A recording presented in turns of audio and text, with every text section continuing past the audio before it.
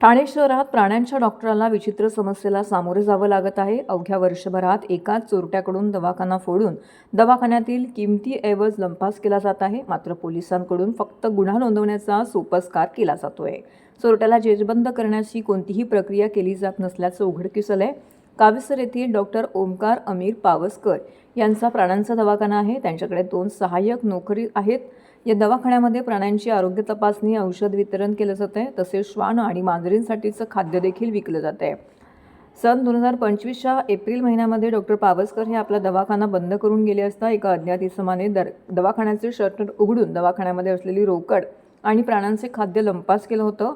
या प्रकरणी कासारवडली पोलीस ठाण्यामध्ये गुन्हा दाखल करण्यात आला होता. वर्षभरात या चोरट्याला अटक करण्यात पोलिसांना यश न आल्याने भीड चेपलेल्या चोरट्याने गुरुवारी पहाटेच्या सुमारास याच चोरट्याने पुन्हा दवाखान्याचे शटर उचकटवून दवाखान्यातील रोकड, मांजरीचे खाद्य असा 96,000चा ऐवज लंपास केला आहे.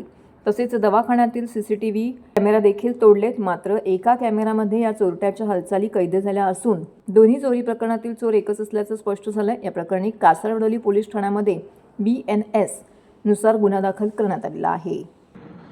नमस्कार, मी doctor Omkar Pawaskar, doctor Omkar Pawaskar pet clinic आणि doctor Omkar Pawaskar pet shop यांचा प्रोप्रायटर.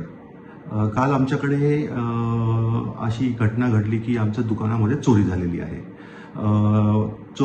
चोरांनी आमचं शटर लॉक तोडून आतमध्ये येऊन बराचसा पैसे आणि बरेचसे सामान चोरी करून घेऊन गेलेले आहेत. त्यांनी शटर आणि लॉक तोडलेला आहे. बाहेरचे CCTV कॅमेरा जे होते ते पण तोडलेले आहेत आणि या व्यतिरिक्त आमचे लाईट वगैरे जे होते ते सगळे फोडलेले आहेत बाहेरच्या हिशोबाने.